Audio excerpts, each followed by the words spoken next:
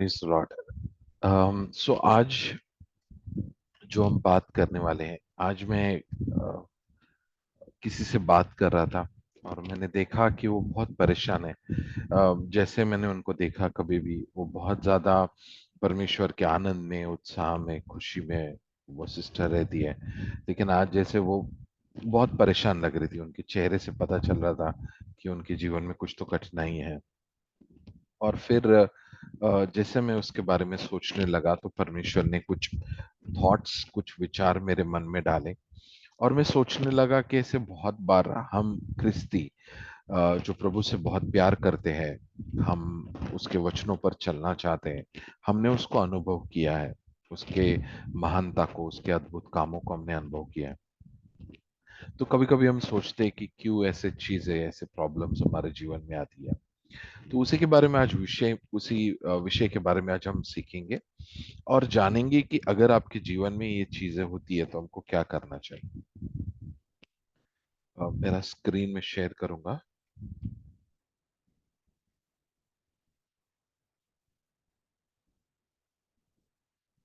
सो हम पढ़ेंगे याकूब का, जेम्स, उसका पहला अध्याय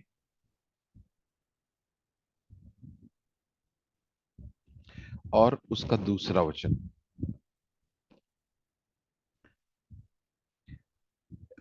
ये कहता है कि हे मेरे भाइयों, जब तुम नाना प्रकार की परीक्षाओं में पढ़ो। हे भाइयों, इंग्लिश में जो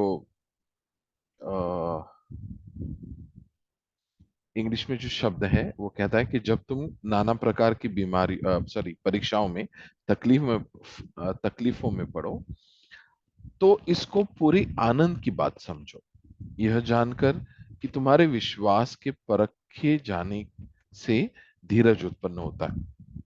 तो अगर आप देखेंगे अलग अलग जगहों पर जो लेटर्स लिखे हैं न्यू टेस्टमेंट में, रोमन्स, कोरिंथियंस, फिलिपियंस, एफिशियंस, वहां पर वो कहता है कि हम आपको याद करते हैं, बहुत सारी बातें वो कहता है। और फिर वो लेटर में आता है, लेकिन दो लेटर ऐसे लिखे हैं जो सीधे शुरू हो जाते हैं। ये पहला, जिसमें वो ग्रीटिंग करता है पहले वचन में, और दूसरे वचन से तुरंत वो परीक्षाओं के बारे में, तकलीफों के बारे में शुरू करता है। और एक है गलेशियंस का, गलतियों का जो पत्र है, उसमें वो कहता है कि हे मूर्ख गलतियों, किसने तुमको भरमाया है।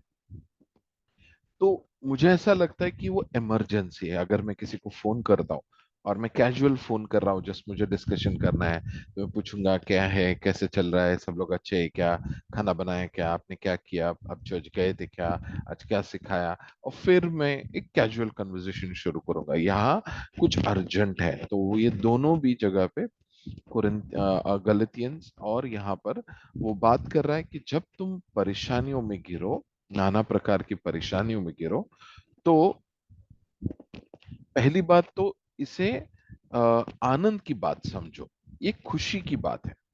यह जानकर कि तुम्हारा विश्वास जो है वो परखे जाने से उसमें धीरज उत्पन्न होता है। तो मेरा पहला जो कह सकते हैं एक ऑब्जेक्ट है, जो मैं चीज को जानना चाहता हूँ परमेश्वर से, कि कैसे कोई परीक्षा में आनंद कर सकता है। अगर कोई तकलीफ में जा रहा है, परेशानी में जा रहा है, तो कैसे कोई आनंद कर सकता है। तो आज उसको हम सीखेंगे कि किस प्रकार जब आप परीक्षा में गिरो तो आप आनंद कर सकते हो। ठीक है। तो हम जाते एक दूसरा जो एग्जाम्पल है, वो है एक्सोडस, निर्गमन, उसका 15 अध्याय और उसका लगभग मुझे लगता है 20वां वचन है। 20वां मरियम के बारे में है। ओके। तो यहाँ पर 20वां वचन कहता है कि मरियम, जो एक प्रोफेटिस थी, जो इसकी बहन थी मूसा की, हारून की बहन मरियम नाम नबिया ने हाथ में डफ लिया और सारी स्त्रियों ने डफ लिए नाचते हुए उसके पीछे हो ली। तो ये इसका बैकग्राउंड ये है। अभी अभी ये लोग ने, जो रेड सी है, जो समंदर है, उसको दो भाग में परमेश्वर ने बांटा है। अभी अभी ये लोग बहुत बड़े प्रॉब्लम से गुजर कर आए हैं। अभी अभी इनके जीवन में एक बहुत बड़ा कार्य परमेश्वर ने किया है। लेकिन जैसे ही वो कार्य हुआ, और अगर आप देखेंगे ये जो 15वां अध्याय है, 14वें अध्याय में वो प्रॉब्लम आया और परमेश्वर ने उस समंदर को दो भाग में बांट दिया। 15वां अध्याय 1 से लेकर 19 तक मूसा गाना गा रहा है, परमेश्वर की स्तुति कर रहा है कि किस प्रकार परमेश्वर ने उसको विजय दिया और शत्रु को पानी में गिरा दिया। 20 से लेकर मुझे लगता है 23 तक, आई थिंक दो वचन 20 और 21, मरियम और सारी जो स्त्रियां हैं, बहनें हैं, वो गाना गा रही है कि किस प्रकार परमेश्वर ने उनको विजय दिया। और ये सारे उत्साह के बाद, ये सारे आनंद और खुशी के बाद, ये बड़ी बड़ी गवाही और इस चमत्कार के बाद उनके जीवन में ये होता है कि तब मूसा इजरायली को लाल समंदर से आगे ले गया और वे शूर नाम के जंगल में आए। और जंगल में जाते हुए 3 दिन तक पानी का सोता न मिला। There was no source of water. उनको कहीं पर भी पानी नहीं मिला। 3 दिन तक वो लोग चल रहे। अभी आप देखिए, ये क्या बैकग्राउंड है। बैकग्राउंड ये है कि वो गुलामी से आए हैं, 400 साल उन्होंने गुलामी की। उनको बहुत ज्यादा आशाएं हैं, बहुत ज्यादा अपेक्षाएं हैं। परमेश्वर उनके जीवन में कुछ अद्भुत करेगा, और जरूर परमेश्वर का ये वादा भी था, और ये उसकी इच्छा भी थी, ये उसका प्लान भी था। लेकिन हुआ क्या कि कभी भी जैसे एक हम पहला कदम उठाते हैं, फिर दूसरा, फिर तीसरा, फिर चौथा, फिर पांचवा, तो हम क्या सोचते हैं कि ये हमेशा पॉजिटिव पॉजिटिव पॉजिटिव पॉजिटिव, अच्छा अच्छा अच्छा अच्छा, ऐसा बनकर वो चलेगा। लेकिन ऐसा परमेश्वर के राज्य में नहीं होता। यहाँ पर क्या हुआ कि ये लोग तैयार नहीं थे इस जगह पर। भले ही वो स्तुति कर रहे थे, गाना गा रहे थे, परमेश्वर की जय जयकार कर रहे थे, लेकिन यहाँ पर 3 दिन तक उनको पानी ना मिला। फिर उसके बाद क्या हुआ? फिर मारा नाम के एक स्थान पर वो लोग पहुंचे। एक जगह था, उसका नाम मारा था। वहां का पानी खारा था। ठीक है। उस उसे वह न पी सके, इस कारण उस स्थान का नाम मारा पड़ा। तो मारा का जो शब्द का मतलब यह है कड़वा। तो एक जगह पहुंचे, उस जगह का नाम था कड़वाहट या कड़वा। और वहां पर उनको एक पानी का तालाब जैसा कुछ दिखा। और वो जब वहां पर भाग कर गए, तो उन्होंने देखा कि ये पानी पीने लायक नहीं है, बहुत कड़वा पानी है, हम तो इसे पी नहीं सकते। और फिर इसलिए उस जगह का नाम जो है वो मारा पड़ा। और उसके बाद क्या हुआ? तब वे यह कहकर मूसा के विरुद्ध बकबक करने लगे कि हम क्या पिए। तो वो सारे लोग, आप इमेजिन कीजिए, बाइबल जिस तरह से कहता है, अगर आप टोटल करें तो 10 से 15 लाख लोगों को लेकर मूसा चल रहा है। उनका खाने का इंतजाम करना, उनका पानी का इंतजाम करना, उनका रहने का इंतजाम करना, उन सारे लोगों को लेकर, अगर कोई शादी पे अरेंजमेंट करता है या कोई इवेंट अरेंज करता है, आप उसको पूछो कि कैटरर नहीं आया, या कुछ खाना ऑर्डर किया था वही नहीं आया, या फूल ऑर्डर किए थे वही नहीं पहुंचे, या कोई किसी का गाड़ी का टायर ही पंक्चर हो गया। बहुत मुश्किल है ये चीज करना।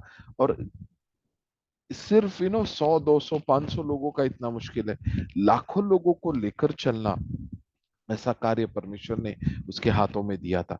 बट जैसे वो प्रभु की इच्छा के अनुसार, उसकी आत्मा के अनुसार उन्हें लेकर चलने लगा, तो क्या हुआ? वो ऐसी जगह पर वो आए, उसको उस जगह का नाम है कड़वाहट।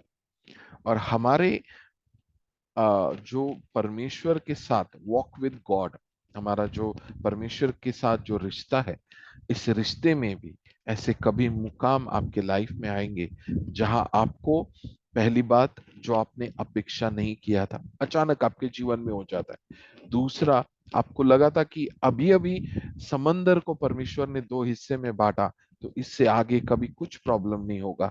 लेकिन जब आपने सोचा कि सब कुछ अच्छा हो जाएगा, उसी टाइम पे वो प्रॉब्लम आपके सामने आता है। और you encountered it and you are not prepared for it. आप उसके लिए तैयार नहीं थे। अब इनकी बातें अगर आप करें, तो देखो 3 दिन पहले इनके जीवन में बहुत अद्भुत काम हुआ। ऐसा काम, ऐसा बड़ा चमत्कार जो मुझे नहीं लगता कि फिजिकली, मतलब स्पिरिचुअली तो अलग बात है, लेकिन फिजिकली इतना बड़ा काम परमेश्वर ने किया। सोचो उनके आंखों के सामने वो समंदर एक दीवार के जैसा था। क्या नजारा होगा जब उसके अंदर से वो लोग गुजर रहे थे, तो क्या सुंदर नजारा होगा जब वो उसको देखकर और देख रहे कि क्या परमेश्वर अद्भुत है। और फिर जैसे वो बाहर निकले और इजिप्शियन के जो मिस्र के जो सेना उसमें घुसी, तो वो पानी जो है वो नीचे आकर उनको उसने खत्म कर दिया, और सारी की सारी उनकी सेना जो है वो उसमें मर गई। क्या नजारा है, क्या परमेश्वर के लिए क्या तुम्हारा दिल भर जाएगा। लेकिन 3 दिन में वो भूल गए कि परमेश्वर ने उनके जीवन में क्या किया था। बहुत बार याद रखना, गवाही लोगों को बताने के लिए, मतलब परमेश्वर की महिमा उसमें होती है, लोगों को हम उसमें उन्नति करते, वी एनकरेज पीपल कि बाय गिविंग टेस्टिमनी। इसका 3 तरीका का उपयोग मैं कहूंगा आपकी जो गवाही है। पहला उपयोग, जब आप परमेश्वर की महिमा करते हो। दूसरा उपयोग, जब आप गवाही कहते हो तो आपकी गवाही सुनकर बहुत सारे लोगों को इनकरेजमेंट मिलता है। जैसे एक भाई ने उसका 3,000 रुपए का नौकरी था, और उसने विश्वास किया तो परमेश्वर ने उसको 50,000 का नौकरी दिया। और उसने गवाही दिया कि अगर प्रभु मुझे 50,000 का नौकरी दे सकता है तो क्या आपको नहीं दे सकता। उसने कहा कोई है यहाँ पर जो विश्वास करने के लिए तैयार है। तो मैंने कहा मैं हूँ तैयार। जबकि मैंने जब जीवन में काम किया था तो मुझे गांव में कुछ सालों पहले मुझे 40 रुपए का मजदूरी में मैंने काम किया। तो एक व्यक्ति जो 40 रुपए के मजदूरी से एक दिन का दिहाड़ी से काम किया हुआ व्यक्ति ये विश्वास कर रहा है कि प्रभु उसे 50,000 रुपए देगा। लेकिन मैंने विश्वास किया और सचमुच वो चीज मेरे जीवन में सच हुआ। कुछ सालों बाद जब मुझे काम मिला और मुझे प्रमोशन मिला, तो मेरा पहला सैलरी 52,000 रुपीज था, 52,000 रुपया। तो गवाही परमेश्वर को महिमा देती है, गवाही लोगों को उत्साह देती है, इंकरेजमेंट करती है। लेकिन इसके साथ साथ गवाही आपके लिए एक बहुत जरूरी वाइटामिन है। वो हमेशा आपको फ्रेश रखेगी, आपका विश्वास, आपका उत्साह हमेशा बनाए रखेगी। इसलिए गवाही जो है लोगों को बोलकर खत्म ना करे, उस गवाही को रोज जिए, प्रभु को याद करे और उसको धन्यवाद करे। 3 दिन पहले इन्होंने जीवन का सबसे बड़ा चमत्कार देखा है, और 3 दिन के बाद वो भूल गए कि परमेश्वर ने क्या किया। और उसके बाद वो क्या करने लगे, उसके बाद वो बड़बड़ करने लगे, उसके बाद वो परमेश्वर के विरुद्ध बात करने लगे, मूसा के विरुद्ध बात करने लगे। वो कहने लगे कि अब हम कहाँ से पिएंगे। और इतने सारे लोग जो है उसके विरुद्ध में बात करने लगे, तो वो आदमी क्या सोचेगा, कैसा लगेगा उसको। पहली बात तो उसने अपना जीवन को समर्पण कर कर परमेश्वर के लोगों को लेकर वो चल रहा है। इतनी सारी दिक्कतें और मुसीबतों के बावजूद भी वो परमेश्वर का काम कर रहा है। और जब ऐसा कुछ उसके जीवन में होता है तो वो क्या करेगा। अगर मैं होता तो झगड़ा करना शुरू करता, मुझे कुछ जरूरत नहीं है तुम लोग का, तुम लोग को मुझे मेरी जरूरत है। मैं कहता कि नहीं ऐसा क्या है, तुम लोग हम हर बार। बट उसने क्या किया यहाँ पर देखें। तब मूसा ने यहोवा की दुहाई दी, और यहोवा ने उसे एक पौधा बतला दिया, जिसे जब उसने पानी में डाला तब वह पानी मीठा हो गया। और वही यहोवा ने उसके लिए एक विधि और नियम बनाया, और वही उसने यह कहकर उनकी परीक्षा की। तो उसने क्या किया उस जगह पे। तो आज का जो विषय मैं बात कर रहा हूं, 3 चीजें आपको परमेश्वर के सामने करनी। किसी भी प्रॉब्लम से आपको बाहर आना है, कितना भी जटिल, कितना भी कुटिल, कितना भी कॉम्प्लिकेटेड, कितना भी वर्स प्रॉब्लम क्यों ना हो, कितना भी बड़ा प्रॉब्लम क्यों ना हो, कितना भी सालों का प्रॉब्लम क्यों ना हो, कितना भी कुछ भी प्रॉब्लम क्यों ना हो, आपको क्या करना है। आपको 3 चीजें करनी है जो मूसा ने किया। उसने क्या किया, ही बाउड बिफोर गॉड। वो परमेश्वर के पास आया, परमेश्वर की दुहाई देने लगा। पहला है बाविंग, मतलब परमेश्वर को ढूंढना, उसके सामने झुकना, नम्र होकर उससे मदद मांगना। दूसरा, first is having, second is knowing, and third is doing. ठीक है। पहला परमेश्वर को खोजना, परमेश्वर के सामने नम्र होकर उसको पुकारना। दूसरा, परमेश्वर तब आपसे बातें करेगा, वो आपको बताएगा, वो आपको दिखाएगा, आपको सिखाएगा। और उसके बाद वो जो भी आपसे कहता है, जो भी करने के लिए कहता है, उसे आप करना। देखो, आपके जीवन में हर प्रॉब्लम, आप आपके अलग अलग प्रॉब्लम्स आपके जीवन में कभी आ सकते हैं। कोई फिजिकल प्रॉब्लम, कोई बीमारी आपके पास आई, बीमारी आपको हुई, या कोई फाइनेंशियल प्रॉब्लम आपको आया, आपके फैमिली में कुछ प्रॉब्लम है, घर में झगड़ा है, फाइनेंशियल इश्यूज है, कुछ भी, कितना भी, कोई भी कॉम्प्लिकेटेड प्रॉब्लम क्यों ना हो, इसका तरीका यही है कि आप परमेश्वर के सामने आओ और उसे कहो, प्रभु मुझे बता, मैं तेरे बिना, तेरे सिवा, तेरे अलावा मैं कुछ नहीं कर सकता। और जब आप उसके सामने झुकेंगे, तो वो आपको कुछ ना कुछ रास्ता बताएगा। और जब वो आपको रास्ता बताएगा, तो आपको क्या करना है कि आपको उसके अनुसार वो चीज करनी है। उसने, यहोवा ने उसको एक पौधा, एक लकड़ी का टुकड़ा बताया। और वो लकड़ी का टुकड़ा जब उसने देखा, तो उसने उसको उठाकर पानी में डाल दिया। और जैसे ही उसने उसको पानी में डाल दिया, वो सारा पानी जो है वो मीठा हो गया। अब हम कभी कभी सोचते हैं कि मैं बहुत बड़े संकट में हूं, तो मुझे बात करने के लिए कोई एंजल आना चाहिए, कोई परमेश्वर का दूत आना चाहिए। या ऐसा भी नहीं हुआ कि वो लकड़ी के ऊपर ऊपर से प्रकाश आया और वो लकड़ी चमकने लगी और मूसा ने जाकर उस लकड़ी को उठाया। ऐसा बिल्कुल नहीं हुआ। जैसे वो प्रार्थना करने लगा, उसकी नजर वो लकड़ी पे पड़ी, उसको लगा कि प्रभु उसे कह रहा है कि लकड़ी को ले, पानी में डाल। और जैसे ही उसने वो प्रभु के अनुसार किया, तो वहां पर वो पानी मीठा हो गया। और मैं आपको गारंटी के साथ कहता हूं, ये मैंने अपने जीवन में, मैंने बाइबल में भी देखा है और मैंने अपने जीवन में भी देखा है। हर बड़ी मुसीबत, कितना भी बड़ा, लंबा, गहरा प्रॉब्लम क्यों ना हो, लेकिन मैंने हमेशा मेरे जीवन में देखा है कि जब भी मैं परमेश्वर की दुहाई करता हूँ, उसके सामने नम्र होकर उसे खोजता हूँ, तो वो मुझे बात करता है कि मुझे क्या करना चाहिए। और उस जगह पे जो वो कहता है, वो करने के लिए जब मैं आगे जाता हूँ। अभी हम कुछ उदाहरण को देखते हैं। सबसे पहला देखते हैं, दूसरा राजे, सेकंड किंग्स, उसका 5वां अध्याय में।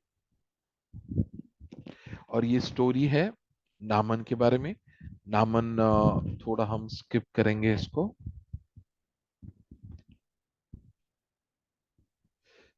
वो बहुत सारी तरीके करता है, वो सोना और पत्र लेकर जाता है।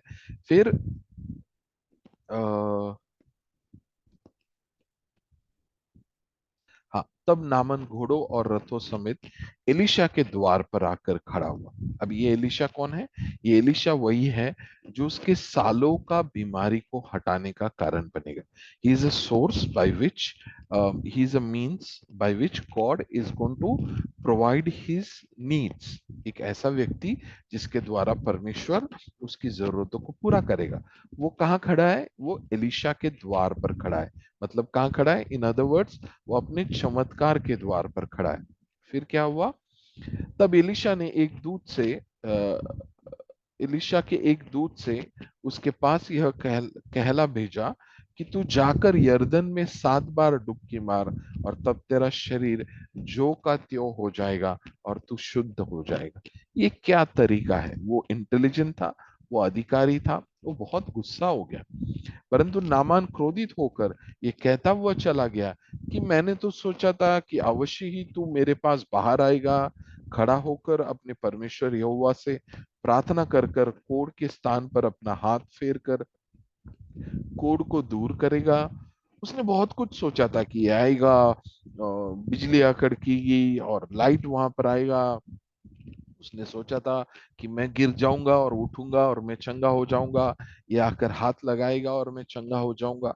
इसने बहुत कुछ सोचा था, लेकिन उसके सारे सोचों के विपरीत मैन ऑफ गॉड ने कहा, जा पानी में अपने आप को 7 बार डुबकी लगा। उसके बाद वो कहता है, पहली बात तो उसने गलत चीजों को एक्सपेक्टेशन रखा। फिर उसको वो सोल्यूशन भी कुछ रास नहीं आया। उसने क्या मेरे गांव में अबाना और पर नदियां इज़राइल के सब जलाशयों से उत्तम नहीं है क्या? क्या मैं उनमें स्नान कर कर शुद्ध नहीं हो सकता क्या? इसलिए वो जलजलाहट से भरा हुआ लौट कर चला गया। उसे नहीं पसंद आया, वो बहुत गुस्सा हुआ। पहली बात तो उसका एक्सपेक्टेशन गलत था। दूसरी बात, वो सोचने लगा कि क्या बोल रहा है तू, 7 बार नदी में डुबकी लगाने से कोई कोढ़ से ठीक होता है क्या? लेकिन यही वो परमेश्वर का तरीका था, यही वो तरीका था। बहुत बार मैंने देखा कोई व्यक्ति प्रॉब्लम में है और परमेश्वर उसे कहता है कि चल अभी मेरी स्तुति कर। वो कह रहा है प्रभु मैं इतने तकलीफ से जा रहा हूँ और तू कह रहा है कि मैं स्तुति करूं। परमेश्वर कहता है हाँ, वो वही तो उसका तरीका है। और जैसे उसने वो किया उसके लिए वो रास्ते खुल जाते। वहां पर परमेश्वर का अद्भुत काम उसे दिखाई देता है। तो यहाँ पर देखो, परमेश्वर ने उसे ये नहीं कहा कि एक लाइट आएगा और तुझे ठीक करेगा, या कोई व्यक्ति आएगा या राजा आएगा या कोई आएगा। नहीं, उसे बहुत आसान तरीका बताया। बट उसने वो नहीं कर रहा है, वो जा रहा है वापस। और फिर उसका जो सेवक है उसके पास आके कहता है कि अगर यदि भविष्यवक्ता तुझे कोई भारी काम करने की आज्ञा आज्ञा देता तो क्या तू उसे नहीं करता? फिर जब वो तुझे कहता है कि स्नान करके शुद्ध हो जा, तो कितना अधिक इसे मानना चाहिए। अगर वो तुझे कहता कि तुझे पर्वत के ऊपर घुटनों के बल रेंगते हुए जाना है, या तुझे अगर वो कहता कि तुझे इतना कुछ देना है या दान देना है, ऐसा करता तो कहता तो तू करता ना। बट ये इतना आसान क्यों नहीं कर रहा है? और फिर उसने वो माना। तब परमेश्वर के भक्त के वचन के अनुसार यर्दन को जाकर उसने 7 बार डुबकी मारी। और जैसे उसने 7 बार डुबकी मारी, उसका सारा शरीर जो है वो छोटे लड़के का सा हो गया और वह शुद्ध हो गया। छोटे लड़के सा मतलब पता है आपको? जैसे छोटे बच्चों की जो स्किन होती है ना, एकदम सॉफ्ट सॉफ्ट और अच्छी अच्छी और फ्रेश, यू नो बिल्कुल वैसा उसका शरीर हो गया, एकदम नया, ब्रांड न्यू। परमेश्वर ने उसको नया शरीर दिया। उसका सारा कोड और उसके अंदर जो कोड फैलाने वाला जो भी रूट कॉज था उसे निकाल दिया। तो यहाँ पर जरूरी यह है कि आप परमेश्वर के पास आए और परमेश्वर से जाने कि प्रभु इस जगह पे मैं क्या करूं, इस जगह पर मैं क्या करूं। एक प्रकार है हमारे ख्रिस्ती लोगों में, उसे हम कहते हैं काउंसलिंग। बट वो काउंसलिंग, ज्यादातर वो काउंसलर को ही काउंसलिंग होती है जो कहता है प्रभु के वचनों के अनुसार कि आप ऐसा करना चाहिए, आपको, मुझे ऐसा लगता है कि आपको स्तुति करना चाहिए या आपको ये करना चाहिए। और काउंसलिंग मतलब ज्यादातर जो उसका असली मायना ये है कि इस प्रकार से परमेश्वर उनको गाइड करता है कि आप ऐसा करें। ठीक है। लेकिन ज्यादातर ऐसा होता है कि वो काउंसलर को काउंसलिंग नहीं होती है। वो बेचारा जो भी फोन कर रहा है वो अकेला फील कर रहा है, उसको कोई है नहीं बात करने को। तो ये सब काउंसलर फ्री में बैठे तो उनको बात करो, एक एक आधा आधा घंटा, एक एक घंटा वही वही बातें बताओ। तो हमको ये जानना है कि क्या आप उसी प्रॉब्लम में रहना चाहते हैं?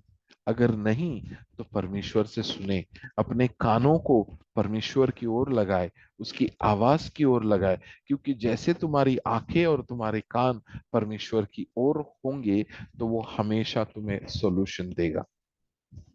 ठीक है। तो परमेश्वर का तरीका जो है वो हमारा तरीका नहीं है। एक और वचन देखते हैं, 1 सामुएल उसका 30वां अध्याय। यहाँ पर देखिए, एक मैन ऑफ गॉड जिसने गोलायत को मारा है, जिसने लायन को हाथ से फाड़ दिया है, बहुत बड़े बड़े अपने जीवन में उसने लड़ाइयों को जीता है। उसके जीवन में देखो, तीसरे दिन जब दाऊद अपने जनों समेत सिकलग पहुंचा, तब उन्होंने क्या देखा कि अमलेकियों ने दक्षिण देश और सिकलग पर चढ़ाई की और सिकलग को मार मार के फूंक दिया। तो जब वो वापस आया परमेश्वर के काम कर कर, तो देखा कि उसका घर पूरी तरह से जला दिया है। उनकी बीवियों को और बच्चों को वो जो दुश्मन है वो उठाकर लेकर गया बंदी बनाकर। लेकिन यहाँ पर बाइबल जानबूझ के ही कहती है, लेकिन उन्होंने किसी को मार नहीं डाला। ठीक है। तो कितना भी वर्स प्रॉब्लम क्यों ना हो, कितना भी बड़ा संकट क्यों ना हो, प्रभु हमेशा नियंत्रण में होता है। आपको पता है कि अगर कोई लड़ाई करने आता है तो उसके दिल में आपके लिए बहुत दया आएगी और वो आपसे लड़ाई करेगा। और लड़ाई में आप तलवार एक दूसरे को मार रहे हैं और उसके दिल में आपके प्रति दया आती जा रही है और आप लड़ाई करते, ऐसा बिल्कुल नहीं होता। आजकल तो क्रिकेट और कोई गेम भी देखिए आप, ऐसे खेलते हैं मानो वो युद्ध है। एक दूसरे के प्रति इतनी नफरत, गाली देंगे, चिल्लाएंगे, गुस्से से देखेंगे। तो जब वो लोग वहां पर लूट करने आए तो आपको क्या लगा कि वो दिल में बहुत दया लेकर आए थे? नहीं, वो बहुत गुस्सा लेकर आए थे। उन्होंने सोचा था इसने ऐसा किया, हम इसको दिखाते हैं हम कौन है क्या है, हम दिखा देंगे, हम ये कर देंगे। उनके मन में जरा भी अच्छा भाव नहीं था। लेकिन इस परिस्थिति के बीच में भी परमेश्वर ने क्या किया? किसी को मारने नहीं दिया, कोई भी व्यक्ति वहां मरा नहीं। तो कितना भी बड़ा आपका प्रॉब्लम क्यों ना हो, कितना भी बड़ा संकट क्यों ना हो, उसके बीच में हमेशा परमेश्वर कंट्रोल में रहता है।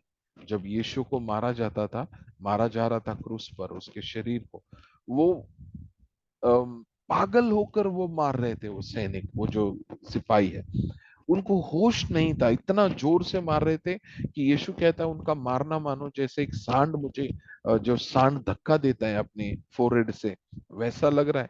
उनका काम वो चाबुक से मारना मानो जैसे सिंह जो चमड़े को फाड़ता है, मांस को फाड़ता है, कुत्ता जैसे अपने दांतों में पकड़कर मांस को फाड़ता है, ऐसा प्रभु यीशु को लग रहा था। वो टूट पड़े थे, उन्होंने सर से लेकर पांव तक एक भी शरीर का हिस्सा नहीं छोड़ा जहां यीशु को जख्म नहीं हुआ। बहुत मतलब पागल होकर वो, इतना गुस्से से वो लोग उस पर टूट पड़े। लेकिन एक बात नोटिस करने वाली है, यीशु का एक भी हड्डी वहां नहीं टूटा, क्योंकि साम्स में लिखा है परमेश्वर अपने डरवोयों की, राइचस व्यक्ति की सारी हड्डियों को प्रोटेक्ट करता है और उसको कभी टूटने नहीं देता। तो इतने बड़े संकट में भी परमेश्वर नियंत्रण में था। आप देखो आपके जीवन में, आप चाहे कितना भी बड़ा संकट में क्यों ना जाए, लेकिन प्रभु अभी भी नियंत्रण में है। याद रखना उस बात को। अयूब जब बहुत सारी तकलीफों से जा रहा था, बहुत सारी, उसके दोस्त आकर कहने लगे कि क्या तो आदमी है, अगर तू सही होता तो ये नहीं होता। वो भले ही वो अपने आप को बहुत राइचस व्यक्ति समझते थे, आकर कहने लगे कि क्या तू करता है ऐसा वैसा। लेकिन उसने एक बात कही और उसके बाद उसकी सारी समस्या उलट गई, फिर गई, दोबारा रिवर्स हो गई। और उसने कहा कि मेरा बचाने वाला, my saviour, my redeemer lives, मुझे बचाने वाला, मुझे छुड़ाने वाला आज भी जिंदा है। तो उसी प्रकार आपका परमेश्वर नियंत्रण में है। फिर उसके बाद में क्या हुआ?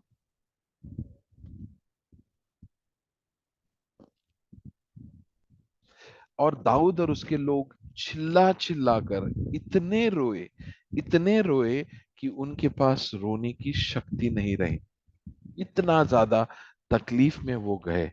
कभी आपके साथ ऐसा कभी हुआ कि आप इतना रो रहे हो वो प्रॉब्लम की वजह से, और इतना रोए कि आपके पास रोने की शक्ति नहीं बची? ऐसा प्रॉब्लम में आप कभी गए? सिर्फ ये नहीं, उसने अपनी बीवियों को खो दिया, बच्चों को खो दिया, उसका सब कुछ जलाकर राख कर दिया। और अब देखो कि तब वर्ष 6 में तब दाऊद बड़े संकट में पड़ा। इंग्लिश में लिखा है ही वॉज ग्रेटली डिस्ट्रेस। वो बहुत बड़े तकलीफ में गिरा, क्योंकि लोग अपने बेटे बेटियों के कारण बहुत शोकित हुए, उसके साथ जो सैनिक लोग थे। और उन्होंने सोचा कि यही आदमी है, इसके वजह से हम लोग ये प्रॉब्लम है, मारो इसको पत्थर से, खत्म ही कर दो। आज के बाद ना ये रहेगा ना प्रॉब्लम रहेगा। उन्होंने, सारे लोगों ने सोचा कि अब हम इसको मारेंगे। देखो, प्रॉब्लम्स हर बाजू से उसको आया। एक तो उसके बीवी बच्चों को लेकर गए, उसका पूरा जो गांव, पूरा जो ये देश था उसको जलाकर रख दिया। और यहाँ पर उन लोग, उसके खुद के साथी, उसके दोस्त, उसके पहचान वाले, उसके बेस्ट फ्रेंड्स कह रहे कि चलो हम अब इसको खत्म कर देंगे। लेकिन यहाँ लिखा है परंतु दाऊद ने अपने परमेश्वर यहोवा को स्मरण करके हिया बाधा। मुझे ये हिंदी का अच्छा लगता है, इंग्लिश में ऐसा लिखा है, David encouraged himself in the Lord is God। परमेश्वर को याद कर कर, स्मरण कर कर उसने हियाव बांधा। हालेलुया। उसने हियाव बांधा। उसने वो सारी तकलीफें देखो, जब वो कड़वाट के पुल के पास वो आए, तो वो तो अच्छे से आए, स्तुति भरे हुए थे, उनके अंदर स्तुति थी, परमेश्वर की महिमा थी। लेकिन थोड़ी ही क्षणों में, मैं बात कर रहा हूं जब एक्सोडस 15 में, निर्गमन 15 में, जब वो उस कड़वे पुल के पास आए, कड़वे पानी के पास आए, तो वहां आने से पहले वो स्तुति से भरे थे। लेकिन उस प्रॉब्लम के बाद वो कड़वाहट से भर गए। वो कड़वाहट केवल पानी में नहीं थी, वो कड़वाहट उनके मनों में भी थी, उनके विचारों में भी थी। तो याद रखना, आपके जीवन में जब भी कोई प्रॉब्लम आता है, तो सबसे पहला वो प्रॉब्लम आपके अंदर चला जाता है। स्टॉर्म बाहर कितना भी हो, आप उसका जरूर सामना कर सकते हो, लेकिन जब वही सामना, अब सॉरी, वही स्टॉर्म, वही तूफान जब आपके अंदर आता है, आपके विचारों में आता है, आपके इमोशंस में आता है, तो उसको हम कंट्रोल नहीं कर सकते। मीनिंग, वो बहुत ज्यादा मुश्किल हो जाता है कंट्रोल से। और यही हुआ, उनके अंदर कड़वाहट आई, वो बड़बड़ करने लगे, क्या ऐसा करता है हमारे साथ, कि हम कहाँ से पानी पिएंगे, कहाँ से हम वो करेंगे, कहाँ से हम वो करेंगे। वो कड़वाहट में बड़बड़ करने लगे। बट वहां पर मूसा जो है, वो प्रभु को खोजा, और जब उसने परमेश्वर को खोजा, तो परमेश्वर ने उसको रास्ता दिखाया। परमेश्वर गारंटी देता है कि जो भी उसे खोजेगा, वो उसे जरूर पाएगा। हम एक वचन को देखते हैं, फिर इसके बाद हम लोग आते हैं। यहाँ पर मैं एक वचन पढ़ता हूँ, फिर वो दूसरे वचन पे हम जाएंगे। तब दाऊद ने अहीमेलेक के पुत्र एबेतार याजक से कहा कि इपोत को मेरे पास ला। इपोत क्या होता है? जो प्रीस्ट थे, वहां के जो याजक थे, उन याजकों का कपड़ा, वो खास करके एरन को दिया था। तो उसने कहा इपोत को मेरे पास लेकर आ। और तब एबितार एपोत को दाऊद के पास लेकर आया, और उसने परमेश्वर से पूछा। तब यहोवा से दाऊद ने पूछा कि क्या मैं इस दल का पीछा करूं, क्या उसको जा पकड़ूंगा? और परमेश्वर ने उससे कहा, पीछा कर, क्योंकि तू निश्चय उसे पकड़ेगा और निसंदेह सब कुछ छुड़ा लाएगा। तो ये परेशानी में, इतनी सारी तकलीफों में, कहां पर ये बदल गया? ये बदल गया यहां पर, जब, किधर गया वो, जब दाऊद ने अपने आप को परमेश्वर को स्मरण करके हियाव बांधा। He got strong, he got encouraged. वो परमेश्वर में हियाव बांधा, और फिर वो परमेश्वर से पूछने आया कि मैं क्या करूं प्रभु। और जैसे उसने कहा कि प्रभु मैं क्या करूं, क्या तू मुझे विजय देगा, क्या मैं उनके पीछे जाऊं? तो परमेश्वर ने कहा, निश्चय, निसंदेह, इंग्लिश में देखो, surely and without fail. Surely and without fail, Hindi में है निश्चय और निसंदेह। जब भी आप प्रभु को खोजोगे, निश्चय, निश्चित और निसंदेह, वो आपको उसमें से बाहर निकलने का रास्ता जरूर बताएगा। क्योंकि प्रॉब्लम्स एक उलझे हुए धागों के जैसे है। वो धागों को गलत जगह से खींचोगे, तो वो इतना टाइट वो उलझ जाते, और ज्यादा इतना उलझते, जैसे आपके वायर वाले जो ईयरफोन्स है, ये रोज का आपको मालूम है ये प्रॉब्लम है, कि थोड़े दिन आपने ध्यान नहीं दिया तो उसकी वायरें जो है एक दूसरे में उलझ जाती है। आपके पास तीन चार ईयरफोन्स है और चार्जर है, आपस में वो उलझ जाते हैं। वो कैसे होता है मुझे भी नहीं पता, लेकिन ज्यादातर आपने देखा होगा कि ये चीज होती है। ठीक है? तो अगर आपने उसको गलत जगह से खींचा, तो आप उसको और टाइट कर देते हो, गांठ बांध देते हो। लेकिन आपने सही जगह से खोल दिया, तो वो गांठ को आप छुड़ाते हो। तो आपके प्रॉब्लम भी बहुत बार इन गांठ के जैसे है। क्या आप ऐसा कुछ कर रहे हो जिससे ये गांठ और पक्की हो रही है, या आप ऐसा कुछ कर रहे हो जिससे ये गांठ, ये उलझने, ये उलझन जो है वो सुलझ रही है? ये बहुत जरूरी है। ठीक है? तो यहाँ पर उसने क्या किया, और उसके बाद हम देखते हैं, वो उनके पीछे चलने लगा कुछ लोगों को लेकर। और जब चलते चलते वो जा रहा था, तो उसे एक आदमी मिला। ठीक है? तो 11 में उसको, उसने मिस्र पुरुष मैदान में मिला, अब वो जा रहा है तो उसे एक व्यक्ति मिला, और उसने क्या किया, उसने दाऊद के पास ले जाकर उसे रोटी दी, उसने उसको खाना दिया, उसने उसे खाया, उसने पानी पिलाया, और उसके बाद में उसने उसको अंजीर दिया, उसके बाद में उसको किशमिश खिलाई, और फिर उसके बाद में रोटी खाने के बाद, पानी पीने के बाद वो अच्छा हुआ। वो कह रहा है मैं 3 दिन से भूखा हूँ, मुझे बीमारी हो गई थी, इसलिए मेरे जो मास्टर है, मेरा जो मालिक है, मुझे छोड़कर गया, और वो अमूल्य की लोगों के साथ में था, उसका वो दास था। तो अब देखो, मैं ये क्यों बोल रहा हूँ, मैं इसलिए बोल रहा हूँ, दाविद को कितना टेंशन है, कितना परेशानी में है वो। आप समझ सकते हो वो आदमी के दिमाग में क्या चलता रहेगा। आप सोचो, आपको किसी का पैसा देना है, या आपको इतना टेंशन है, इतना टेंशन है कि यार मैं क्या करूं, कैसा करूं, आप सोच रहे हो, बहुत ज्यादा चिंतित हो। क्या उस टेंशन में, जब आप कोई व्यक्ति बीमार है या कोई जरूरत में है, उसको जाके मदद करोगे? कभी कभी जो हमारे यहाँ पर इंडिया में, मुंबई में भीख मांगने आते हैं, जा रे बाबा, हमको इतना टेंशन है, तुझे कौन देगा करके। तो हम उस समय पे वो सोच नहीं पाते कि यार हम किसी को जाके हेल्प कर सकते।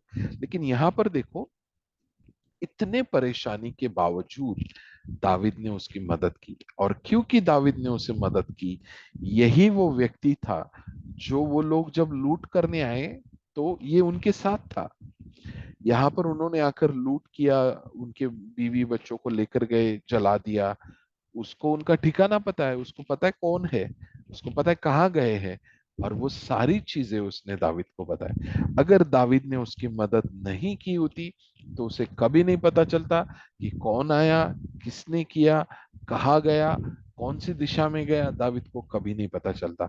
तो ये हमेशा एक रूल है, एक तरीका है, हमेशा याद रखना कि आपके मुसीबतों में कभी भी, अगर आपको कोई व्यक्ति दिखे जिससे मुसीबत है, परेशानी है, तो कोशिश करें कि उसकी मुसीबत को सॉल्व करें। मुझे एक ऐसी मुसीबत आई थी कि जब मेरा बेटा, अब वो 12 साल का, 13 साल का है, लेकिन एक समय था कि वो 20 दिन का था, और मेरा नौकरी चला गया, मेरे पास बस 1,000 रुपये था, और वो 1,000 रुपया में मुझे पूरा महीने का खर्चा चलाना है, और प्लस उसका वो बच्चे का खर्चा है, मतलब जो भी उनका रहता है, 20 दिन का बच्चा है वो, बीवी का उसका खर्चा होगा, डॉक्टर के पास है, जो भी खर्चा था। तो मैं बहुत टेंशन में आया, मैं बात करने लगा, मैं ऐसे एक खुला मैदान था वहां पर, चलते चलते प्रभु से बात कर रहा हूँ, और उसे पूछ रहा हूँ प्रभु मैं क्या करूँ।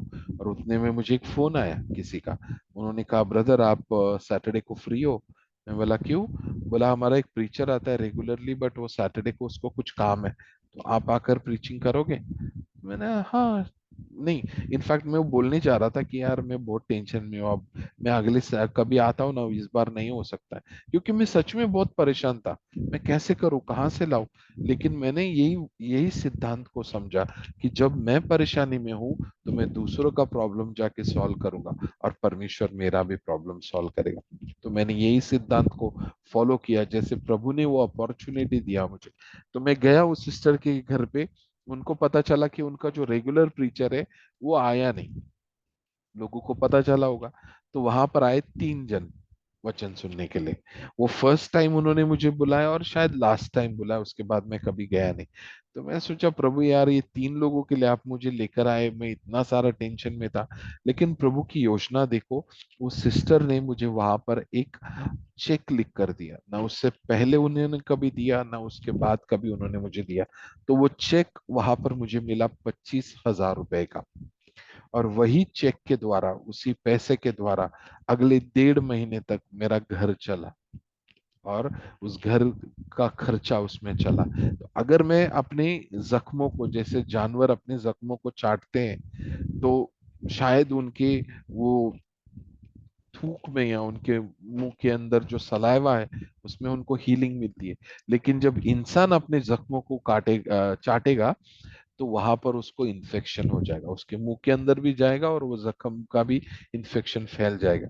तो हमको जख्म चाटने के लिए नहीं बनाया, हमको जख्म पर मलहम लगाने के लिए परमेश्वर ने डिजाइन किया। लेकिन जानवर अपने जख्मों को चाट सकते।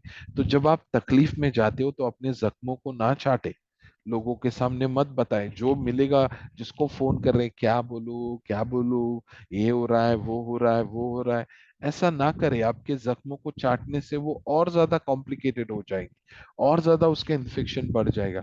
लेकिन परमेश्वर के पास जाए, उसे खोजे, और वो आपको वहां पर रास्ता दिखाएगा। यहाँ पर देखे, पहली बात, इतनी सारी परिस्थिति में उसने अपने आप को इनकरेज किया, वो प्रभु को खोजने लगा। उसने परमेश्वर से पूछा, मैं क्या करूं प्रभु? परमेश्वर ने बोला, जा, मैंने तुझे विजय दिया। तू निसंदेह और निश्चय और निसंदेह तू यहां से विजय प्राप्त करेगा। जिस वक्त आपको, मैं कहता हूं, एक ऐसा मोड़ है, आप सीधे जा रहे हो, कुछ कोई मोड़ नहीं है, कुछ टर्न नहीं है, लेकिन एक ऐसा मोड़ आता है जहां लेफ्ट में जाओगे तो सही जाओगे, राइट में जाओगे तो गलत जाओगे। और एक बार आपने राइट लिया तो 100 किलोमीटर तक वापस आने तक आपको कोई दूसरा टर्न नहीं मिलेगा। तो वो बहुत बड़ा मुकाम है, बहुत बड़ा टर्निंग पॉइंट है वहां पर। अगर गलत गए तो बहुत गलत गए, सही गए तो एकदम सही गए, वहां से कोई दूसरा रास्ता नहीं है। समझ रहे हो? तो ये वही होता है कि प्रॉब्लम के समय अगर आपने आपके अंदर वो कंप्लेंट्स को आने दिया, तो आपने ऐसा टर्न लिया कि वहां से वापस आना बहुत मुश्किल है। लेकिन जब वहां पर आपने प्रभु को खोजना शुरू किया, तो आपने जिंदगी का ऐसा अच्छा टर्न लिया है, जो बहुत बहुत बहुत बढ़िया निर्णय आपने लिया। एक और वचन को अपन देखते, 2 क्रॉनिकल्स, दूसरा इतिहास, उसका 20 वचन। यहाँ पर देखे, इसके बाद मोआबियों और अमानियों और उनके साथ कई मुनियों के युद्ध करने के लिए यहोशाफात पर चढ़ाई की। ये यहोशाफात बेचारा परमेश्वर का चुना हुआ व्यक्ति, कुछ मालूम नहीं, अचानक से एक न्यूज आई कि अरे बाप रे, ऐसा होने वाला है कि आपके ऊपर अटैक होने वाला है, और वो डर गया। यहाँ लिखा है, तब लोगों ने आकर यहोशाफात को बात किया कि ताल के पार से, एदोम देश की ओर से एक बड़ी भीड़ तुझ पर चढ़ाई कर रही, और देख वह हसासोन तामार तक, जो एंदगी की भी कहलाता है, पहुंच गए। अभी वो बहुत नजदीक है। तो यहाँ पर लिखा है, योसफात डर गया।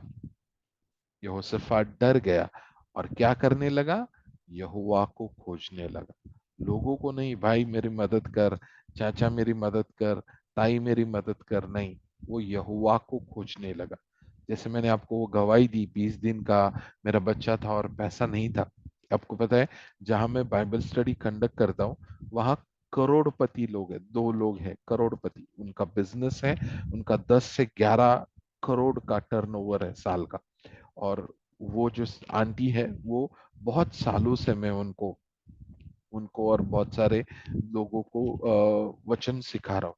मैं बस हिंट भी दूंगा ना, हिंट भी, कि मुझे पैसों की जरूरत है, या ऐसा भी नहीं कहूँ, मैं इतना भी कहूँ कि मेरे लिए प्रार्थना करो कि मुझे फाइनेंशियल प्रॉब्लम है, प्रभु मेरी मदद करे। मैं हिंट भी दूं तो वो लोग मुझे चेक साइन करके देंगे, हिंट भी दूंगा तो।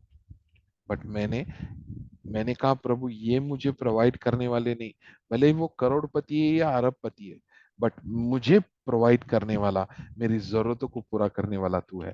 मैंने कहा, मैं भूखा मर जाऊंगा लेकिन किसी को पूछूंगा नहीं, किसी के सामने हाथ नहीं फैलाऊंगा, क्योंकि तू मेरा चरवाहा है और मैं तुझ पर पूरा भरोसा करता हूं। तो जब मैंने वो निर्णय लिया, मैं यहोवा को खोजने लगा। किसी भाई को, किसी को, मैं बहुत सारे लोगों को जानता हूँ, वो मुझे बहुत प्यार करते हैं, मैंने उनको वचन शेयर किया, प्रभु में हमारा बहुत अच्छा रिश्ता है। मैं किसी को फोन नहीं किया कि आप मुझे 5,000 10,000 की मदद कीजिए। मेरे एक फोन पे वहां पर बहुत सारे लोग तैयार हो जाते। मुझे 10,000 रुपया देना कोई बड़ी बात नहीं थी, जब मेरे पास पैसा आता तो मैं लौटा देता, कोई बड़ी बात नहीं थी। लेकिन मैं परमेश्वर के वचन पर खड़ा रहा, मैं परमेश्वर को खोजने लगा, किसी व्यक्ति को मैंने नहीं खोजा। और फिर पूरे यहूदा ने उपवास का प्रचार करवाया। और यहाँ पर सारे यहूदी, उस जगह के यहूदी लोग जो है वो सहायता मांगने के लिए इकट्ठा हुए। वरन यहूदा के सब नगर से यहोवा की भेंट करने को आए। तो वो सारे लोग क्यों आए? दो चीजें, परमेश्वर से मदद मांगने के लिए, सहायता मांगने के लिए, और दूसरा यहां पर लिखा है to seek the Lord, English में लिखा है to seek the Lord. They came to seek the Lord, वो परमेश्वर को खोजने के लिए आए, वो परमेश्वर को खोजने के लिए, यह परमेश्वर से सहायता मांगे और उन्होंने परमेश्वर को खोजा। तो वो आकर परमेश्वर को आइडियाज नहीं दे रहे थे कि प्रभु ऐसा करना, मेरा पति या मेरा पत्नी बहुत परेशान करता है, उसको ही तो ठीक कर दे तो मेरा सब कुछ। उन्होंने कोई काउंसलिंग, कोई गाइडेंस परमेश्वर ने को नहीं किया। उन्होंने परमेश्वर से मांगा, पूछा कि हमें क्या करना चाहिए। यहाँ पर देखे जब वो यहोशाफात प्रार्थना करता है, 5 से लेकर मुझे लगता है 11 वचन तक, सारे वचनों में वो सारी जगह पे परमेश्वर को बड़ाई करता है। वो कहता है कि क्या तो स्वर्ग में परमेश्वर नहीं है? क्या तू जाति के सब राज्यों के ऊपर प्रभुता नहीं करता? Are you not the Lord over everything? वो कहता है कि क्या तेरे हाथों में ऐसा बल और पराक्रम नहीं कि तेरे सामना कोई नहीं कर सकता? ये पूरे समय में यहोशाफात परमेश्वर की बढ़ाई कर रहा है, परमेश्वर को बड़ा कर रहा है, परमेश्वर को मैग्नीफाई कर रहा है। बहुत बार अपने प्रॉब्लम में हम अपने प्रॉब्लम्स को बड़ा करते कि वो मेरा प्रॉब्लम बहुत बड़ा है, मैं कैसे करूं, प्रॉब्लम इतना बड़ा है, प्रभु तू तो जानता है, प्रभु तू तो जानता है, प्रभु तू तो जानता है। हम प्रार्थना करते, लेकिन हम अपने मनों में अपने शब्दों के द्वारा उस प्रॉब्लम को बड़ा कर रहे। या उसने जरा भी प्रॉब्लम का जिक्र नहीं किया, वो परमेश्वर की बढ़ाई कर रहा है। वचन 6 में, वचन 7 में, वचन 8 में, वचन 9 में, वचन 10 में, वचन 11 में, सारी जगह पे वो कह रहा है प्रभु तू अद्भुत है, तेरे जैसा कोई नहीं, तू महान है, तू विजय देने वाला है, तूने हमें छुड़ाया है, आज तक तूने अपना काम किया है, तू हमें बदला हमें दे रहा है, ये सारी चीजें। और 12वें में वो कहता है कि हे परमेश्वर, क्या तू उनका न्याय न करेगा? वह यह जो भीड़ बड़ी भीड़ हम पर चढ़ाई कर रही है, उसका सामना हमारा तो बस नहीं चलता, और हमें कुछ नहीं सूझता कि हमें क्या करना चाहिए, परंतु हमारी आंखें तुझ पर लगी है। वो कहते, we are powerless against them, we do not know what to do, but our eyes are on you. हम उनके सामने हम उनके सामने कुछ नहीं है, हमें कुछ सूझ नहीं रहा, so we are powerless, we don't know what to do, but our eyes are on you. हम में वो शक्ति, वो ताकत नहीं है, हमको पता नहीं है, हम जानते नहीं कि क्या करना है, लेकिन हमारी आशा, हमारी अपेक्षा, हमारी आंखें तुझ पर लगी है। तो जब वो परमेश्वर को खोजने लगा, परमेश्वर के सामने नम्र होकर परमेश्वर की बढ़ाई बढ़ाई बढ़ाई बढ़ाई, इतना डरा हुआ इंसान ऐसे कैसे कर सकता है? क्योंकि वो प्रभु पर भरोसा करता है, वो राजा है, वो प्रभु की क्योंकि उसके ऊपर जिम्मेदारी है, तो वो परमेश्वर की बढ़ाई बढ़ाई बढ़ाई, 6 से लेकर 11 तक बढ़ाई बढ़ाई बढ़ाई, और केवल 12 में उसने प्रॉब्लम के बारे में जिक्र किया। और उसके बाद क्या हुआ कि परमेश्वर का आत्मा एक व्यक्ति में आया, और वो कहने लगा,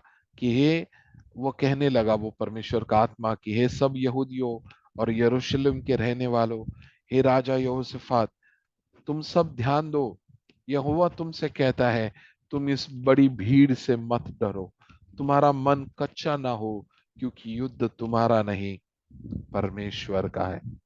Be not afraid nor dismayed by the reason of this great multitude, for the battle is not yours, but God's. डरो मत, मन कच्चा नहीं होने देना, क्योंकि ये लड़ाई तुम्हारी नहीं, परमेश्वर इस लड़ाई को लड़ेगा। और कल तुम जाओ और वो क्लिफ ऑफ जिज जो है, कल उनका सामना करने को जाना। देखो कि सिस की चढ़ाई पर चढ़े आते हैं, और यरूएल नाम जंगल के सामने नाले के सिरे पर तुम्हें मिलेंगे। इस लड़ाई में तुम्हें लड़ना ना होगा। हे यहूदा, हे यरूशलेम, ठहरे रहना और खड़ा रह के यहोवा की ओर से अपने बचाव को देखना। मत डरो और तुम्हारा मन कच्चा ना हो। कल उनका सामना करने को चलना और यहोवा तुम्हारे साथ रहे। What a way God said, I am with you। David को उसने कहा निश्चय और निसंदेह। जब भी आप घुटनों पे प्रभु के सामने हो और कह रहे हो प्रभु मैं क्या करूं, ये प्रॉब्लम बहुत बड़ा है, क्या करूं प्रभु, क्या करूं, मुझे रास्ता दिखा। प्रभु आपको दो जवाब देगा, एक निसंदेह और निश्चय, मतलब श्योरली एंड विदाउट डाउट प्रभु आपके जीवन में वो कार्य करेगा। और यहाँ पर तुम्हारा मन कच्चा ना हो क्योंकि परमेश्वर। और इसके आगे उन्होंने क्या किया, एक बहुत ऐसा काम जो मुझे नहीं लगता अभी तक किसी ने किया होगा। उन्होंने गाने वाले को लड़ने वालों के आगे रख दिया, स्तुति करने वाले को लड़ाई करने के आगे रख करने वालों से आगे रखा। और जैसे वो स्तुति करने लगे परमेश्वर का कार्य वहां पर शुरू हुआ। तो अब चाहे किसी भी प्रॉब्लम में हो, किसी भी तकलीफ में क्यों ना हो, हमेशा एक चीज को करना, प्रभु के सामने जाओ और उसे कहो प्रभु, आपको कोई जरूरत नहीं आप बहुत स्पिरिचुअल दिखाने की, आप बहुत बड़े लीडर हो या बहुत बड़े आप सालों से मिनिस्ट्री में हो, कोई जरूरत नहीं है दिखाने की, वो सब कुछ जानता है। आपको क्या करने की जरूरत है, आपको उसके सामने घुटने टेक कर, उसको नतमस्तक होकर, उसको पुकार कर कहने की जरूरत है कि प्रभु मैं यहाँ पर हूं, मुझे रास्ता दिखा, तेरी वो एक बात, वो तेरा वो सॉल्यूशन बता जो मुझे इस प्रॉब्लम से आराम से बाहर लेकर आएगा। और जब आपने उसको पाया है तो उसे करना बहुत जरूरी है, बहुत जरूरी है। प्रभु आपसे कैसे बात करेगा, कोई एंजल आपको आकर बात, मतलब ऐसा नहीं कि नहीं आ सकता, लेकिन 99.9% मैंने देखा कोई एंजल आपके घर में आकर कोई मैसेज नहीं लेकर आएगा। या आजकल एक ट्रेंड चल रहा है प्रॉफिट नहीं कहा, प्रॉफिट प्रॉफिट। प्रभु कोई स्पेशल तरीके से आपको बात नहीं करने वाला, वो बात करेगा उसके प्रचारों से, उसके प्रीचिंग से, उसके वचनों से। आज भी आपसे प्रभु बात कर रहा है उस परेशानी के लिए जिसमें आप आज जा रहे हो, और प्रभु आपसे कह रहा है कि मेरे सामने मुझ पर भरोसा रखो और जो मैं कहता हूं उसे आप करो। शायद उसका बताया हुआ रास्ता आपको लगेगा ये क्या कह रहे हो प्रभु, जैसे ये गाना गाना। अब लड़ाई में जा रहे हो क्या ऑर्केस्ट्रा में जा रहे हो, लड़ाई जाना है तो लड़ाई में तैयारी कर कर जाओ, सेना के साथ जाओ। गाने वाले के साथ गाने वाले क्या करेंगे वहां पर जाके, बट गानों वालों ने जो किया वो लड़ाई वालों को करने की जरूरत नहीं की, वो स्तुति करने लगे। और यही है, परमेश्वर आपको तरीका बताएगा, परमेश्वर आपको रास्ता बताएगा। एक वचन हम पढ़ते हैं, जरमाया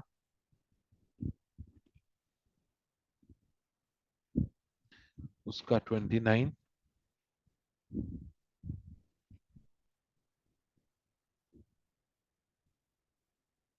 और उसका 11। मैं जा लाइक आई एम श्योर आप सब लोग को पता होगा, आप सब लोग जानते होंगे, ये बहुत कॉमन और बहुत अच्छा वचन है। क्योंकि यहोवा की ये वाणी है कि जो कल्पनाएं में मैं तुम्हारे विषय में करता हूँ उन्हें मैं जानता हूँ, वो हानि की नहीं वरन कुशल की है, और अंत में तुम्हारी आशा पूरी करूंगा। जो योजना परमेश्वर ने आपके लिए बनाई है वो आपके भलाई की है और आपके बुराई की नहीं। हम सब लोग कहते हैं कि हाँ प्रभु की इच्छा है, प्रभु अच्छा करना चाहता है, यहीं पर हम छोड़ देते कि, लेकिन यहाँ पर ये खत्म नहीं होता वचन 12 में। तब उस समय तुम मुझको पुकारोगे और आकर मुझसे प्रार्थना करोगे और मैं तुम्हारी सुनूंगा। तब तुम मुझे पुकारोगे, कब तुम मुझे पुकारोगे, जब तुम जानोगे कि मेरी तेरे लिए योजना है। तुम तब तक मुझे नहीं पुकारोगे, तुम तब मुझे पुकारोगे जब तुम जानोगे कि मेरी योजना तुम्हारे लिए। जो याकूब का पहला वचन हमने पढ़ा उसमें लिखा है कि जब तुम नाना प्रकार के समस्याओं में गिरो तो इसे आनंद की बात समझो। क्यों?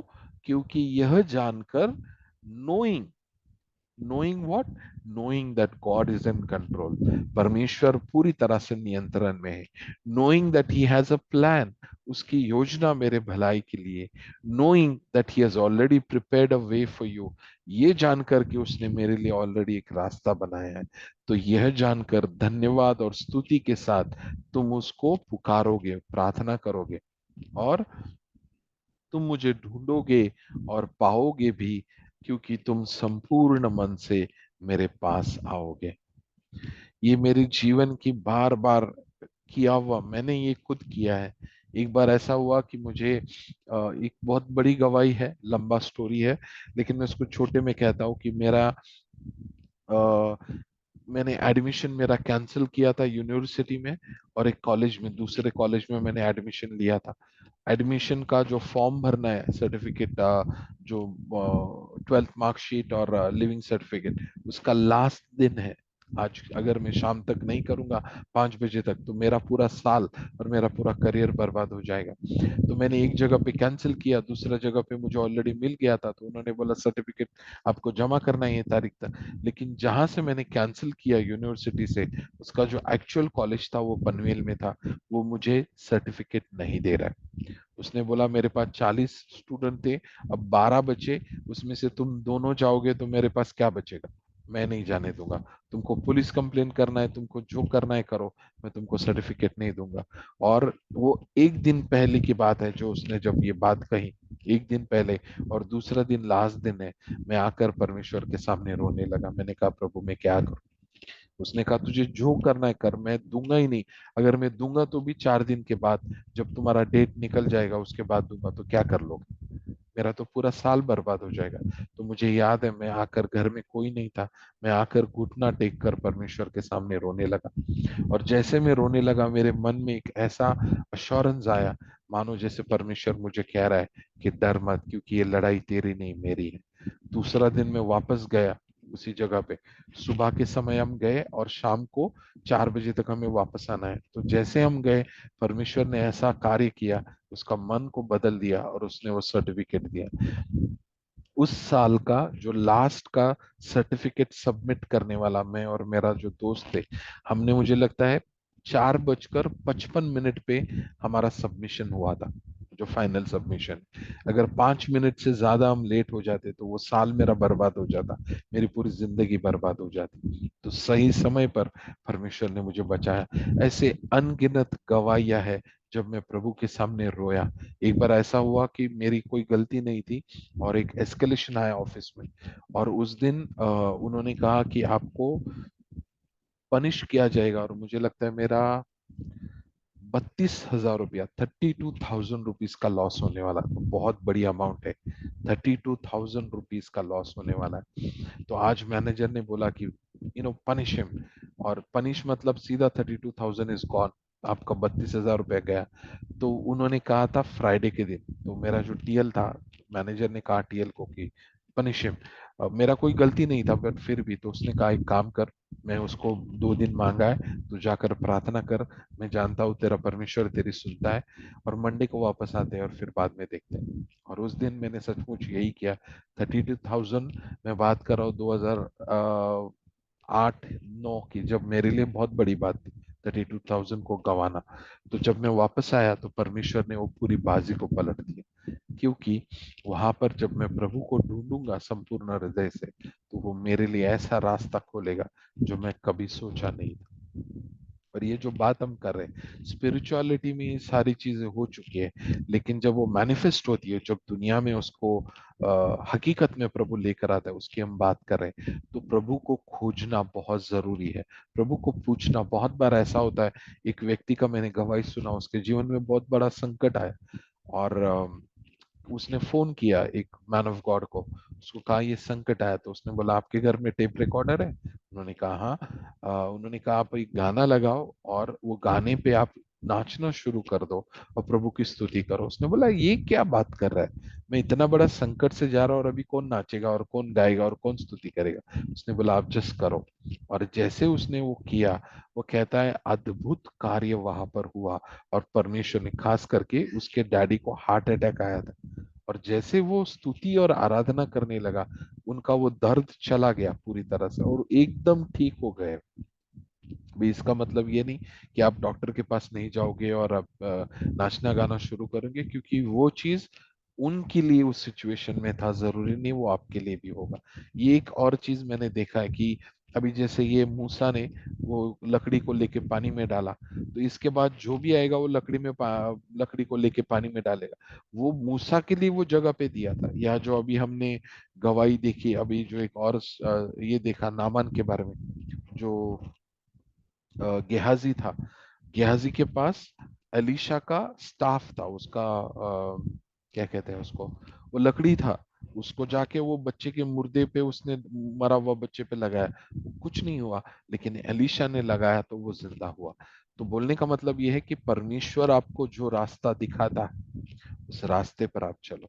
कितना भी कुछ भी कॉम्प्लिकेटेड प्रॉब्लम क्यों ना हो, परमेश्वर उसे निश्चय और निस्संदेह आपके जीवन से दूर करेगा। वो मैनिफेस्ट करेगा उसका अद्भुत कार्य। Praise the Lord. सो तीन चीजें, पहला बाविंग, दूसरा नोइंग, और तीसरा डूइंग। परमेश्वर के सामने झुको, परमेश्वर से जानो, समझो क्या करना चाहिए वहां पर, और तीसरा उसके अनुसार करो। रिश्तों में खासकर कड़वाहट की इतनी ज्यादा सीमाएं आती है। माँ बाप और बच्चों के बीच में कड़वाहट आ गई, पति पत्नी के बीच में कड़वाहट आ गई, सास बहू के बीच में कड़वाहट आ गई। इन सारी चीजों को आपको समझना है, और प्रभु जैसा कहता है, आपको अपनी ईगो को बाजू में रख के, अपने घमंड को बाजू में रख के वो करना है जो प्रभु आपसे कहता है। और जैसे ही आपने वो चीज कर दिया, फिर देखो परमेश्वर आपके जीवन में क्या करता है। Praise the Lord. So I think मैं यहाँ पर खत्म करता हूँ। बस मैं यही कहना चाहता हूँ, किसी भी बड़े प्रॉब्लम में क्यों ना हो, परमेश्वर ने आपके लिए वो रास्ता बनाया है। परमेश्वर ने ऑलरेडी आपको उसमें से बाहर निकाला है। बस वो चीज को अस्तित्व में आने की जरूरत है, और वो आएगी जब आप प्रभु को रास्ता पूछोगे, उसके सामने झुकोगे, उससे जानोगे, और उसके अनुसार आप एक्शन करो। आमीन। Praise the Lord.